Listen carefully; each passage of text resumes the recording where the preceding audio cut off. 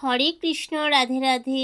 ননীগোপাল সোনা লীলাকথা চ্যানেলে সবাইকে স্বাগত। সকল সাধুগুরু বৈষ্ণব চরণে আমার শতকোটি প্রণাম জানিয়ে নতুন একটা ভিডিও শুরু করছি। এখন চলছে পবিত্র কার্তিক দামোদর মাস। এই মাসটি অত্যন্ত শুভ, কারণ এই দামোদর মাসটি ভগবান শ্রীকৃষ্ণের অত্যন্ত প্রিয় একটি মাস। এই কার্তিক মাসের আরেকটি বিশেষ মাহাত্ম্য হলো রাস পূর্ণিমা। এই পূর্ণিমা তিথি কখন লাগছে এবং কতক্ষণ পর্যন্ত থাকবে, এবং বাড়িতে রাস পূর্ণিমার পুজোর কী কী নিয়ম মেনে পুজো করতে হবে, এই সম্বন্ধে আজকে বিস্তারিতভাবে আলোচনা করব আমার এই আজকের ভিডিওতে। সকল কৃষ্ণপ্রেমীদের কাছে রাস পূর্ণিমা অত্যন্ত গুরুত্বপূর্ণ একটি উৎসব।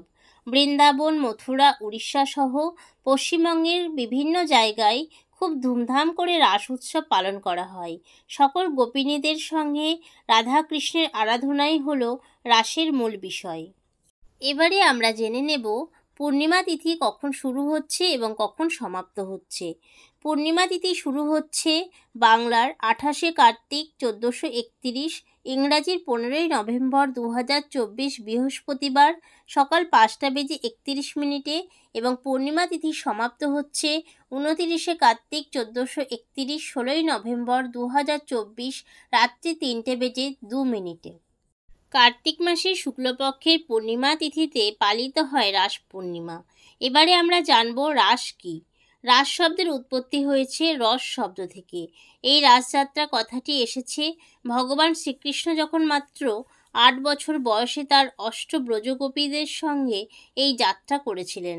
সেই যুগ থেকে বর্তমান সময় পর্যন্ত রাসযাত্রা উদযাপিত হয়ে আসছে। রাসযাত্রার মধ্যে দিয়ে ভগবানের উদ্দেশ্যে নিজেকে বিলীন করে দেওয়া, যে বিলীনের মধ্যে দিয়ে কোনো কাম, লোভ, অন্য কোনো বাসনা কোনো কিছুই মনের মধ্যে থাকে না। শুধুমাত্র একটাই উদ্দেশ্য, ভগবানকে প্রসন্ন করা এবং নিজেকে ভগবানের সঙ্গে বিলীন করা। মাত্র 8 বছর বয়সে ভগবান শ্রীকৃষ্ণ রাধিকা সহযোগে অষ্টব্রজগোপীদের সঙ্গে এই রাসযাত্রা করেছিলেন। সেই অষ্টব্রজগোপীদের নাম হলো ললিতা, বিশাখা, চিত্রা, ইন্দুরেখা, চম্পকলতা, তুঙ্গবিদ্যা, বসুদেবী। রাধিকা সহযোগে এই ব্রজগোপীগণ কাত্যায়নী পুজো করে তাদের পরমপ্রিয় ভগবান শ্রীকৃষ্ণকে লাভ করেছিলেন।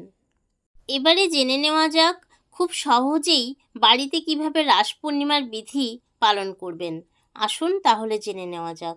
ব্রহ্ম মুহূর্তে ঘুম থেকে উঠে স্নানাদি কার্য সম্পাদন করে গঙ্গাজল ছেটাবেন বাড়ির সর্বত্র। হরে কৃষ্ণ মহামন্ত্র নাম জপ করতে করতে এরপর সূর্যদেবকে অর্ঘ্য প্রদান করে তুলসী দেবীকে অর্ঘ্য প্রদান করে 7 বার প্রদক্ষিণ করবেন। এই দিন পারলে অবশ্যই কিছু দান করার চেষ্টা করবেন। বাড়িতে রাধা মাধবের বিগ্রহ পঞ্চগব্য দিয়ে স্নান করিয়ে পঞ্চামৃত অবশ্যই দান করবেন।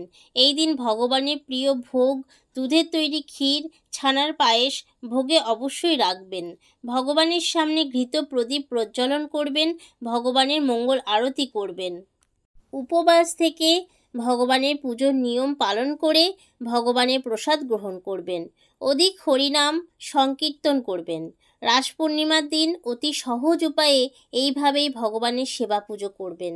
রাধাকৃষ্ণের আশীর্বাদে অমঙ্গলের ছায়া আপনার গৃহ থেকে অবশ্যই দূর হয়ে যাবে, সংসার হবে সুখময়।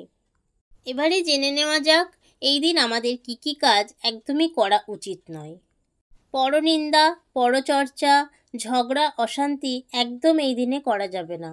এই দিনে কোনো রকম ক্ষৌর কর্ম করা যাবে না, অর্থাৎ চুল, দাড়ি, নখ কাটা যাবে না।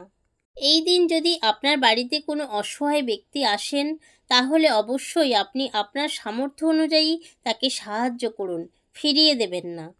শাস্ত্রে বলছে এই মহাযোগে আমরা যদি কাউকে কিছু দান করতে পারি তাহলে আমাদের বহুগুণ দুর্ভাগ্যের নাশ হয়ে যায়। সকলকে জানাই রাস পূর্ণিমার অনেক অনেক শুভেচ্ছা। প্রার্থনা করি পরমেশ্বর ভগবান শ্রীকৃষ্ণের আশীর্বাদে সবার জীবন শান্তি ও সমৃদ্ধিতে ভরে উঠুক। দুর্লভ এই মনুষ্য জীবনকে সার্থক করতে যুক্ত হন কৃষ্ণ ভাবনায়। প্রিয় দর্শক বন্ধুরা, আজকের ভিডিওটা এই পর্যন্তই। যদি ভিডিওটা ভালো লেগে থাকে তাহলে চ্যানেলটা সাবস্ক্রাইব করবেন, যাতে এই রকম ধর্মীয়মূলক ভিডিও আপলোড করার সঙ্গে সঙ্গে সবার আগে আপনার কাছে নোটিফিকেশন পৌঁছে যায়। রাধে রাধে।